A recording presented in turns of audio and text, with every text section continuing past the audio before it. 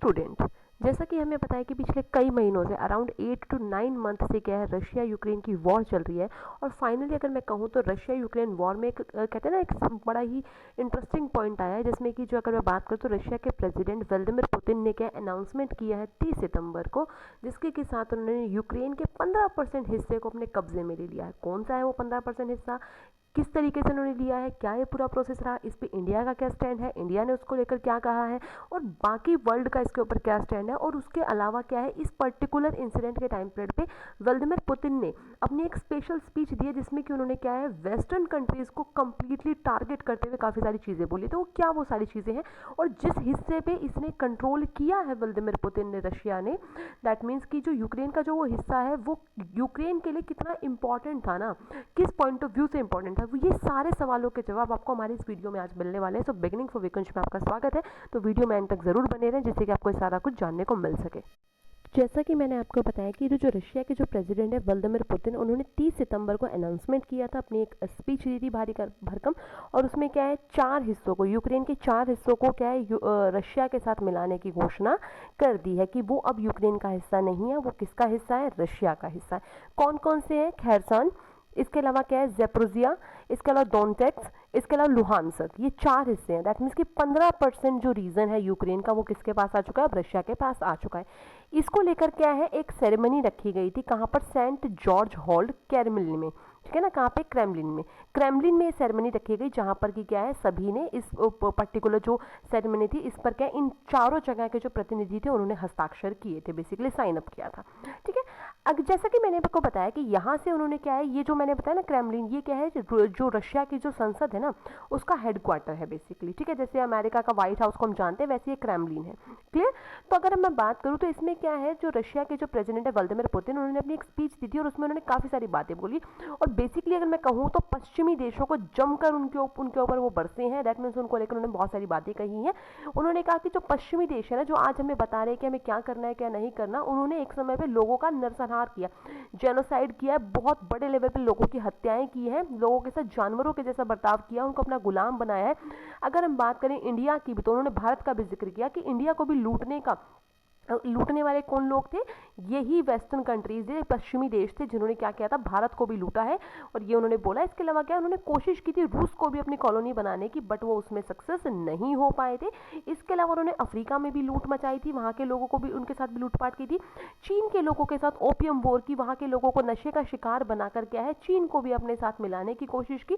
England और France में युद्ध करवाए, और इस तरीके से क्या, बहुत सारी चीज़ें, जैसे कि वो उन्होंने कहा कि पश्चिमी देश वही देश है जिन्होंने क्या है, दुनिया में पहली बार ऐसा कोई देश जिन्होंने क्या, परमाणु हथियारों का इस्तेमाल किया था। और इसके अलावा जापान के हिरोशिमा नागासाकी पर परमाणु बम गिराए थे, जिससे कि काफी सारे लोगों की हत्या हुई थी। इसके अलावा उन्होंने कहा कि जापान, जर्मनी एंड कोरिया जैसे जो गणराज्य है ना, उनको आज भी उनके ऊपर कब्जा करने की कोशिश इसके द्वारा की गई है, उनको अपने साथ जबरदस्ती मिलाने की कोशिश इनके द्वारा की गई है। तो ये सारी चीजें किसने बोली, व्लादिमीर पुतिन ने अपनी स्पीच में बोली थी। ओवरऑल हम कहें तो उन्होंने क्या है, बहुत बड़े लेवल पे पश्चिमी देशों को टारगेट किया था कि किस तरीके से उन्होंने क्या है, पूरी दुनिया के साथ हमेशा से वो किस तरीके से एक गेम प्ले करते आए। ऐसा किसका कहना है, व्लादिमीर पुतिन का कहना है। अगर इसके आंसर में मैं बात करूं तो जो अमेरिका के जो राष्ट्रपति है जो बाइडेन, उन्होंने अपना एक स्टेटमेंट दिया और उन्होंने क्लियरली बोला कि आपने जितने भी हिस्सों को कब्जा किया है ना, हम उसको खारिज करते हैं, हम उसको एक्सेप्ट नहीं करते, हम नहीं मानेंगे कि यूक्रेन के किसी भी हिस्से पर आपका कब्जा है। अब मैं इसको अगर मैं बात करूं तो इसको लेकर क्या है, एक और बात क्या है, रूस के राष्ट्रपति ने साफ साफ बोली है कि इन हिस्सों पर, दैट मीन्स कि जो 4 शहर है, अगर इनको दोबारा से यूक्रेन ने भी दोबारा इस पर कब्जा करने की कोशिश की, या फिर किसी और देश ने इसमें बीच में इंटरफेयर करने की कोशिश की, तो उसको डायरेक्ट क्या है, रशिया के साथ युद्ध करना पड़ेगा, रशिया के ऊपर हमला उसको माना जाएगा सीधे तौर पे। इसके अलावा बात करें तो जो यूक्रेन के जो प्रेसिडेंट है जेलेंस्की, उन्होंने क्या है, वो ऑफिशियली कहा जा रहा है कि अपना एक फॉर्म फिल करके ना नीटो के पास वो दोबारा पहुंचे कि मुझे अपना मेंबर बना लीजिए। बट मुझे थोड़ा सा कॉन्फ्लिक्टिंग लगा कि मैं पर्सनल लेवल पे बोलूँ तो आप इतने लंबे समय से नीटो को कहते हैं ना एक तरीके से सपोर्ट की एक उम्मीद कर रहे हैं, बट क्या आज तक उन्होंने आपको सपोर्ट किया? ये आपके ऊपर भी क्वेश्चन है कि क्या आपको लगता है कि उनको अब इस इतने लंबे टाइम तक ये उम्मीद लगा के रखनी चाहिए। इसके अलावा बात करो तो नीटो के जो चीफ हैं जेंस स्टोल्टनबर्ग, उन्होंने बोला है कि ये अंतर्राष्ट्रीय कानूनों का उल्लंघन है इस तरीके से जो रशिया के जो प्रेसिडेंट है उनको क्या यूक्रेन के इन हिस्सों को अपने साथ नहीं मिलाना चाहिए था। इसके अलावा मैं बात करूँ कि रशिया ने क्या है सडन बेसिस पे इसको नहीं मिलाया इन चारों हिस्सों को। इसको लेकर रशिया का कहना है कि उसने बेसिकली वहां पे क्या है एक रेफरेंडम प्रोग्राम चलाया था। दैट मीन्स कि उन्होंने 23 सितंबर से लेकर 26 सितंबर के बीच में इन 4 हिस्सों में मतदान करवाया, वोटिंग करवाई है वहां की पॉपुलेशन से, वहां के लोगों से, और उनकी अपनी खुद की चॉइस मांगी है। दैट मीन जनमत संग्रह वहां पर करवाया गया था चारों क्षेत्रों में, जिसके बाद ये डिसाइड हुआ है उस वोटिंग के बेस पे कि क्या नाम है मैक्सिमम रशिया के प्रेसिडेंट का कहना है कि 80 से 90% लोग वहां के चाहते हैं कि वो रशिया के साथ मिलना चाहते हैं, जिसमें कि क्या उन्होंने उनको ऑफर भी किया वहां के लोगों को कि आप क्या रशिया की आर्मी में भी आ सकते हैं, काफी सारे लोगों को। इसको लेकर यूक्रेन के प्रेसिडेंट का साफ कहना है कि ये सारी जो रेफरेंडम प्रोग्राम है ये क्या बंदूक के दम पे करवाया गया है, लोगों से जबरदस्ती वोट करवाई गई है, ये कोई रेफरेंडम प्रोग्राम नहीं था, ये एक एनेक्सेशन है। दैट मीन्स ये कह सकते हो जबरदस्ती कंट्रोल किया गया है।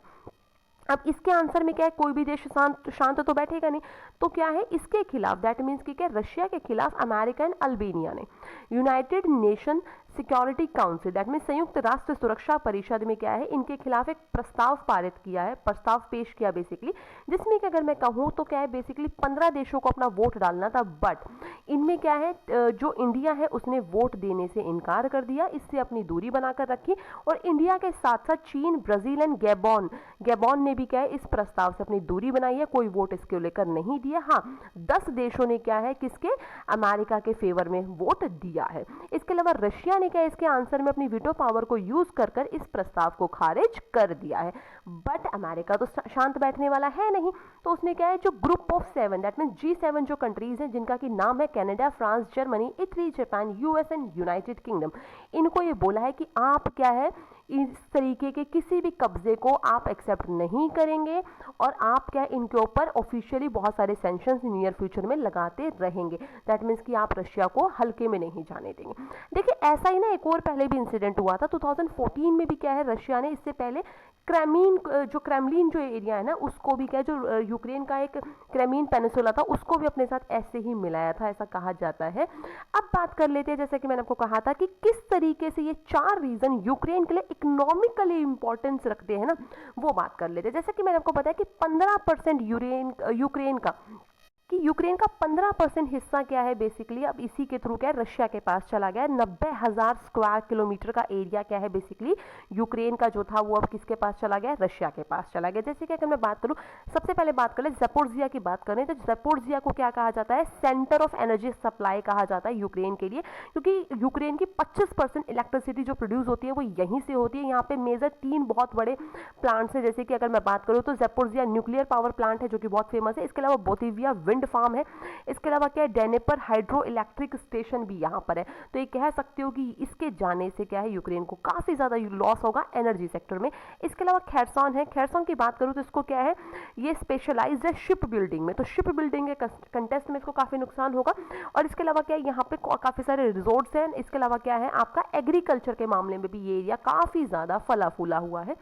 इसके अलावा बात करें लुहानस्क की तो इसके अलावा यहाँ पे क्या है इसको ट्रांसपोर्ट हब कहा जाता है यूक्रेन का, क्योंकि यहाँ पर काफ़ी सारी मेट्रोलॉजिकल मशीनरी और एग्रीकल्चरल इंडस्ट्रीज पाई जाती हैं यूक्रेन की, जो कि अब किसके पास चली गई है, रशिया के पास चली गई है। यहाँ पे बहुत सारी कोल माइंस हैं, इसके अलावा केमिकल एंड फार्मास्यूटिकल प्लांट्स भी यहाँ पर पाए जाते हैं, जो कि अब सारे किसके पास यूक्रेन से क्या है रशिया के पास ट्रांसफर हो चुके हैं। इसके अलावा डोनेट्स्क है जहाँ पर कि क्या है यूक्रेन का क्या है इसको इंडस्ट्रियल सेक्टर कहा जाता है। यहाँ से क्या है इंडिया की यूक्रेन की कम से कम 20% इंडस्ट्रीज यहीं से बिलोंग करती हैं। यहाँ पे बहुत सारे मिनरल रिसोर्सेज पाए जाते हैं और इसको कहा जाता है कि 4th largest coal field Europe की यहीं पर पाई जाती है। तो हम ये कह सकते हैं कि इन 4 हिस्सों के जाने की वजह से यूक्रेन को काफ़ी ज़्यादा नुकसान देखने को मिलेगा। अब बात कर लेते हैं कि अब ओवरऑल क्या इन नियर फ्यूचर में क्या सिनारियो बनेंगे, क्योंकि ऐसा उम्मीदें लगाई जा रही है कि इस सब होने की वजह से क्या वर्ल्ड वॉर 3 की आशंकाएं बनती जा रही है। इस पर आपकी क्या राय है, आप प्लीज़ कॉमेंट सेक्शन में बताइए। और इसके अलावा आपको ये वीडियो कैसी लगी वो भी जरूर बताइए। So thanks for watching and good luck student. Video अच्छी लगी तो प्लीज़ लाइक करें, शेयर करें, चैनल को सब्सक्राइब करना ना भूलें और बेल आइकन जरूर प्रेस करें।